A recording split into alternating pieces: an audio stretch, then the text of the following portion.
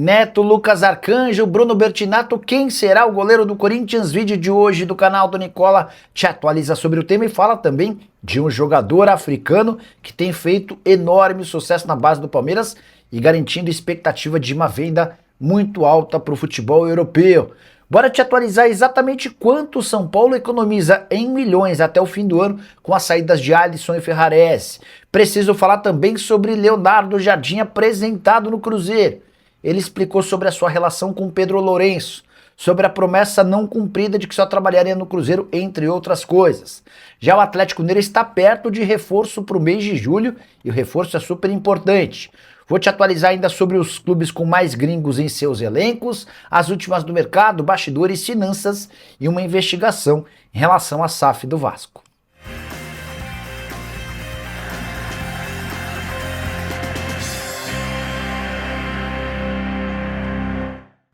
Fala aí pessoal, sou Jorge Nicola, bem-vindos a mais um vídeo do canal. Sempre bom ter vocês por aqui, sem perder tempo, pedir para deixar like, se inscrever no canal e ativar as notificações antes das notícias. Convite bem legal, vem fazer parte do meu grupo gratuito. Por lá dicas, sugestões, odds desreguladas, tudo que você precisa saber sem gastar nada para ter muito mais sucesso na hora da sua fezinha esportiva. Para participar e receber essas sugestões no meu grupo gratuito, link no comentário fixo ou na descrição do vídeo. Clique em qualquer um deles, você vai ser direcionado para o meu grupo. A partir daí basta me seguir. Combinado? Agora sim, bora começar o vídeo com aquele tradicional giro de notícias para contar que o Santos anunciou a contratação de Christian Oliva. Jogador uruguaio comprado do Nacional foi apresentado. Isso só foi possível graças ao acordo fechado nos últimos dias entre Santos e Arouca de Portugal, que quitou o transfer ban alvinegro. Só para completar sobre o Santos, registrar que a esposa de Lucas Veríssimo, Amanda, usou suas redes sociais para postar que está impossível para o casal deixar Catar. A família mora lá porque o Lucas Veríssimo jogava emprestado para o Al-Akra. O Santos o comprou por 4 milhões de euros do Al-Duhail, mas não consegue tirá-lo de lá pela falta de voos comerciais e também particulares. Genilson Rocha, presidente do Novo Horizontino, afirmou que é boa a chance de o clube pagar a multa de R$1 milhão para contar com o Rômulo na decisão do Campeonato Paulista, jogo marcado para domingo. Novo Horizontino precisa reverter a derrota por 1-0 contra o Palmeiras e vai ter de depositar essa grana para poder utilizar o atleta que pertence ao Verdão. A saideira do giro de notícias, Gustavo Marques, zagueiro do Red Bull Bragantino, que proferiu ofensas machistas contra a árbitra Daiane Muniz, pegou 12 jogos de suspensão, além de multa de R$30 mil, enquanto o Remo anunciou a contratação do técnico Léo Condé para o lugar de Juan Carlos Osório, demitido na semana passada. E a compra da SAF do Vasco ainda nem saiu, mas já tem chamado a atenção dos órgãos reguladores. A agência que tocará o fair play financeiro no futebol brasileiro promete fazer uma análise rigorosa, caso a SAF vascaína seja comprada por Marcos Lamáquia, filho de José Roberto Lamáquia, dono da Crefisa, e marido de Leila Pereira, que é a presidente do Palmeiras. A grande preocupação é de que esse movimento da compra do Vasco pelo Marcos Lamáquia fira uma das regras estabelecidas no Estatuto do Fair Play, que trata sobre uma pessoa ou um grupo tendo controle ou influência em mais de um clube. De fato, aparenta ter um conflito de interesses, porque o enteado vai ser dono de um clube enquanto a madrasta dele é presidente de outro. O Vasco se defende alegando que não há nada a ver. Temos de aguardar cenas dos próximos capítulos. Tratativas para a compra do Marcos Lamáquia em relação à SAF do Vasco seguem andando, ainda sem prazo para conclusão, até porque há muitas etapas a serem cumpridas. Uma das mais difíceis, o acordo para aquisição dos 31% que pertenciam a 777 e acabaram ficando para a CAP diante da falência da antiga gestora Cruz Maltina. Só para completar, lembrar que a FIFA chegou, por exemplo, a excluir o León na última Copa do Mundo de Clubes na metade do ano passado, tudo por conta do conflito do controle do clube. O León tem o mesmo dono que o Pachuca e os dois times disputariam o torneio. Então foi dada a opção para o dono desses dois clubes para que tivesse apenas uma equipe jogando. O Pachuca esteve na competição, o León precisou abrir mão. Hora de falar sobre os clubes do Brasil com mais jogadores estrangeiros. Você tem alguma mínima ideia de qual time tem mais gringos em seu elenco? com a lembrança de que é permitido atuar com no máximo 9 jogadores estrangeiros em partidas do Brasileiro e da Copa do Brasil.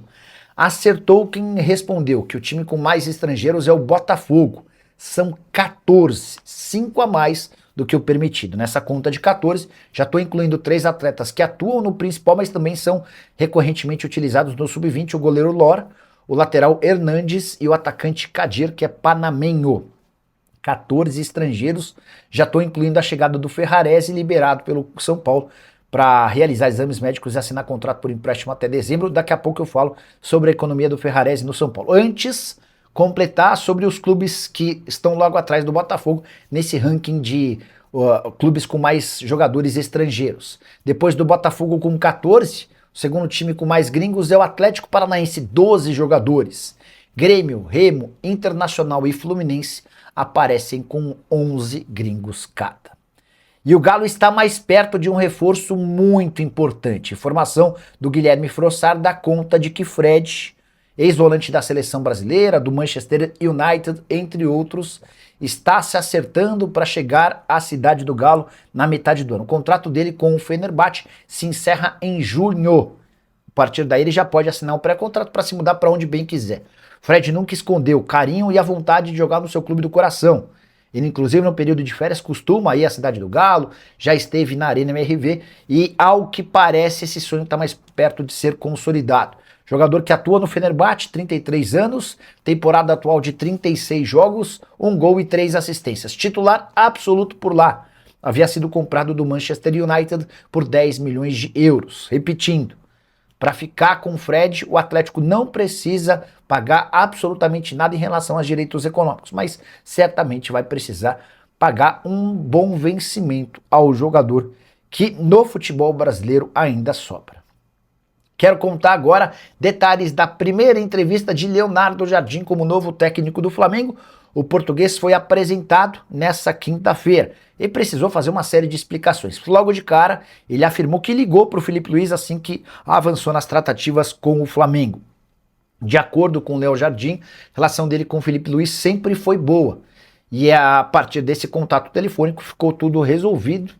Tenho minhas dúvidas se de fato Felipe Luiz concordou e aceitou essa situação, até porque enquanto treinava o time na vitória por 8-0 contra o Madureira na última segunda-feira, o Felipe Luiz, sem saber, já havia perdido o seu lugar para Leonardo Jardim, que havia se acertado no domingo.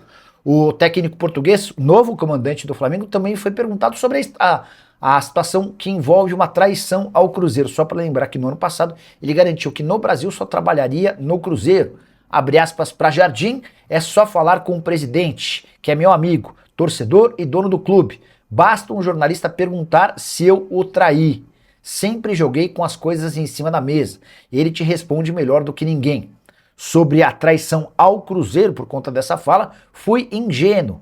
Foram palavras sentidas.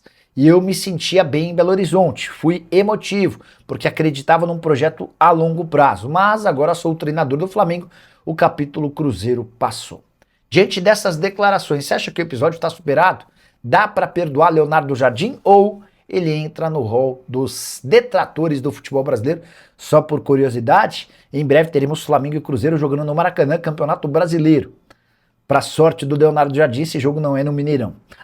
Só para arrematar, contar que José Botto, muito ameaçado de demissão no Flamengo, afirmou na entrevista coletiva de Leonardo Jardim que foi dele a decisão de contratar o treinador português e de dispensar o Felipe Luiz. Me pareceu uma tentativa do Botto em diminuir a pressão no BAP, até porque ele sabe que quanto mais pressão no presidente, maior a chance de o Botto ser demitido.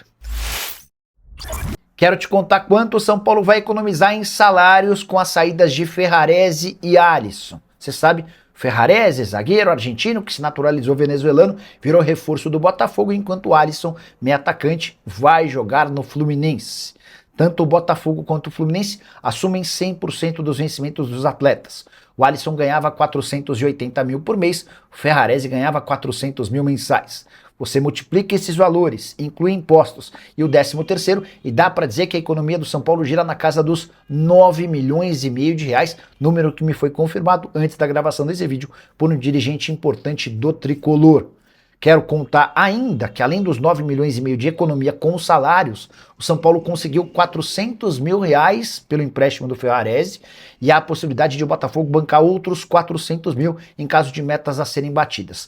No empréstimo do Alisson não houve pagamento, mas o Flu sabe que vai precisar pagar 2 milhões de reais caso queira utilizá-lo em um jogo contra o São Paulo. A opção de compra é de 2 milhões e meio de euros. Ah, ficou faltando falar sobre a opção de compra do Ferrarese. 6 milhões de euros, a gente está falando de 36 milhões de reais. O que você pensa sobre todas essas cifras? O São Paulo fez bons ou maus negócios emprestando o zagueiro e o volante? Use o espaço para comentário e registre sua opinião, beleza?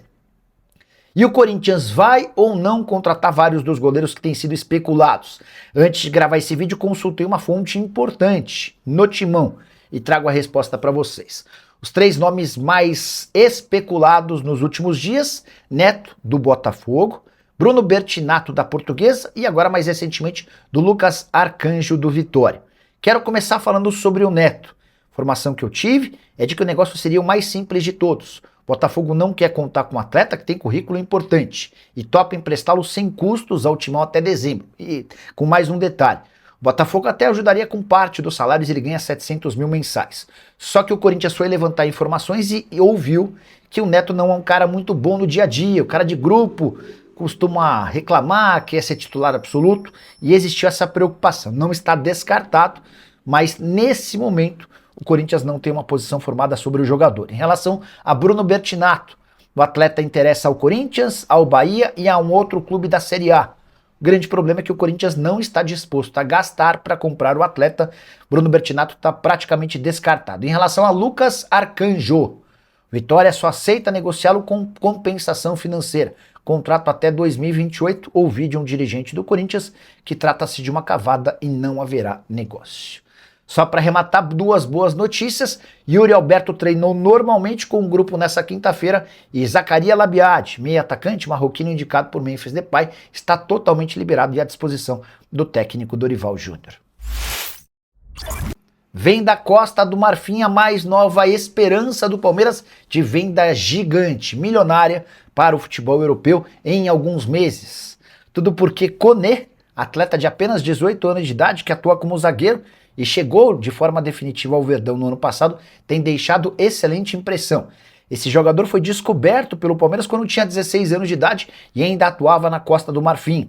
A partir daí, existiu uma parceria e o Koné vinha de tempos em tempos para o Palmeiras. Ele não poderia se mudar antes de completar 18 anos de idade. O que aconteceu no ano passado? Desde então, a performance do atleta no time sub-20 chama demais a atenção. A expectativa é de que ele se confirme ao longo de 2026 como titular absoluto da equipe sub-20, já disputou jogos do Campeonato Brasileiro e estreia na Libertadores da categoria no próximo domingo, para que ao longo dessa temporada seja utilizado no time de cima. João Paulo Sampaio, gerente da base alviverde, e os demais representantes do Palmeiras nas categorias inferiores apostam demais nesse atleta, imaginando que ele tem perfil, potencial e futebol para ser enorme destaque no time principal e no futuro não tão distante, uma venda das mais significativas. Palmeiras que se acostumou a fazer grandes negócios, como por exemplo em relação a Estevão, Endrick, Vitor Reis, entre outros. Você já ouviu falar do Koné? Já viu ele jogando? Use o espaço para comentário e registra também o que você pensa sobre atletas africanos que aos pouquinhos vêm sendo contratados por times brasileiros. Não esqueçam de deixar like, de se inscrever no canal. A gente se encontra assim que surgir notícia. Tchau!